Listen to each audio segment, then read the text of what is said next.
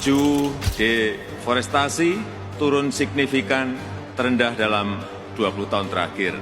Deforestasi di Provinsi Kaya Hutan cenderung tetap tinggi dia, dan kalau secara tren panjang dia meninggi gitu ya. Provinsi Kaya Hutan dia turun dan habis. Halo semuanya, kami dari kelompok 4 akan mendiskusikan peran hutan hujan tropis sebagai paru-paru dunia dan dampak deforestasi terhadap perubahan iklim global. Kawan-kawan di sini tahu nggak bahwa total deforestasi Indonesia tahun 2005 melonjak tajam hingga 433.751 hektar. Ini naik 66% dibandingkan tahun 2004. Hanya berkisar 261.575 hektar dan menjadi yang tertinggi dalam 5 tahun terakhir. Sebelum kita masuk dalam konteks pembahasan yang lebih dalam, ada baiknya kawan-kawan mengenal kami bertiga yang ada di sini. Pertama, saya Sabina Setion dan saudari rekan saya sebelah kanan saya. Perkenalkan, nama saya Rina Pangetian. Dan rekan saya sebelah kiri saya. Perkenalkan, nama saya Ferdi langsung. Oke, mungkin rekan-rekan sudah mengenal kami atau sudah tahu nama kami. Di sini rekan-rekan merasa nggak sih bahwa akhir-akhir ini isu perubahan iklim itu bukan cuma teori buku lagi, tapi di Sumatera Utara sekarang terjadi cuaca ekstrim makin sering. Kadang siang gerah banget, malamnya badai. Bumi kita ini kayaknya lagi demam yang nggak sembuh-sembuh. Parah sih, apalagi kemarin aku baca dari rilis dari BMKG mengatakan bahwa para akademis bilang kalau fenomena El Nino ini itu diprediksi mulai dari menguat pertengahan di tahun 2026 ini. Kalau bumi makin panas dan pelindung alaminya hilang, kita beneran dalam kondisi darurat iklim, teman-teman. Nah, ngomongin pelindung alami, bentuk pertahanan utama kita kan hutan hujan tropis alias paru-paru dunia. Katanya nih, hutan kita bisa nyerap sampai 7,6 miliar ton karbon per tahun secara global. Tapi rekan Perdi, aku dengar ada kabar buruk yang baru rilis dari pengamat lingkungan kita di Indonesia ini. Coba dong bagi datanya. Nah, ini dia yang bikin aku merinding pas lagi baca beritanya. Akhir Maret lalu, lembaga analisis spasial Anuriga Nusantara baru saja merilis laporan studi 2025 atas status deforestasi Indonesia. Ternyata setelah beberapa tahun belakangan, iklimnya menurun. Di tahun kemarin angka deforestasi kita justru melonjak tajam. Loh, serius?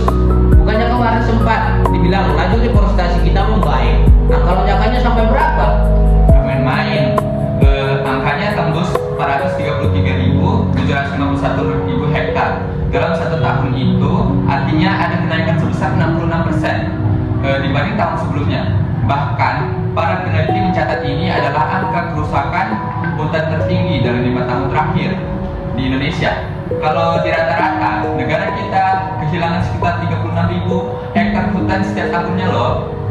Wah gila sih, 433.000 hektar itu luas banget loh. Itu setara kayak kita kehilangan ribuan lapangan bola setiap hari.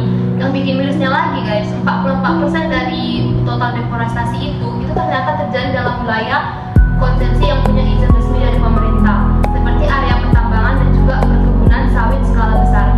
Wah, ini kontradiktif banget ya. Di satu sisi kita gembor-gembor di forum internasional menurunkan emisi karbon, tapi di lapangan izin pembukaan lahan justru jalan terus. Tepat banget guys, ini yang dinamakan akar permasalahan ekonomi politik. Hutan alam kita itu yang harusnya jadi paru-paru dunia dipaksa mengalami lonjakan mengalah demi komoditas komersial. Negara butuh investasi, korporasi butuh lahan. Akhirnya fungsi ekologis hutan kita itu dikorbankan demi keuntungan jangka pendek. Kalau dari data 433.000 hektar itu, wilayah mana sih yang kerusakannya paling parah atau paling mengejutkan belakangan ini? Nah, kalau kalian ingin tahu, kalau secara luasan total Kalimantan memang masih yang terbesar. Tapi kalau ngomongin tren lonjakan, mata dunia lagi tertuju ke tanah Papua.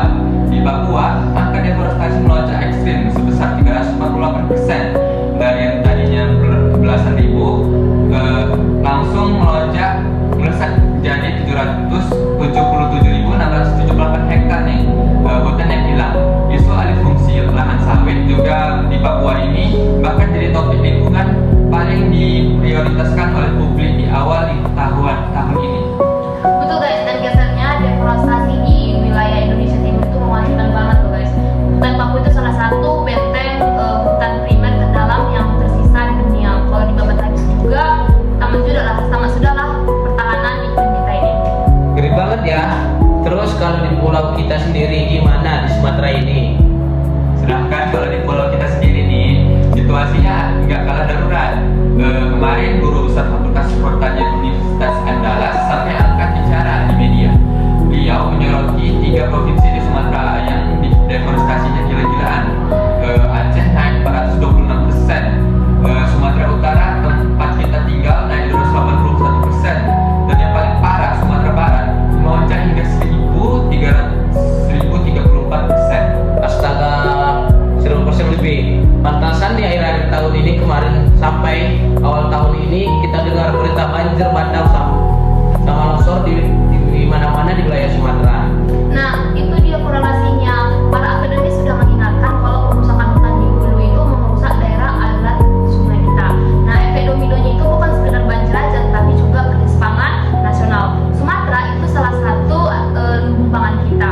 Kalau hutan yang rusak, tanah vulkanisnya juga mengalami erosi, sawah-sawah di bawahnya juga bakal hancur kena banjir atau kekeringan.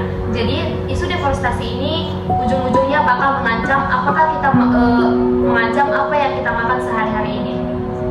Wah, pembahasan kita makin mendalam nih. Jadi benar-benar nyata ya dampaknya di masyarakat. Tapi kalau melihat dilema ini, apa sih yang udah dilakukan pemerintah? Katanya kita ada kerjasama internasional yang dibayar itu. Iya, secara internasional ada mekanisme namanya REDD Plus atau skema pembayaran berbasis hasil atau ratio based payment. Jadi negara maju kayak Norwegia atau lembaga seperti Bank Dunia bakal ngasih dana kompensasi kalau kita berhasil juga jaga hutan atau nurunin emisi.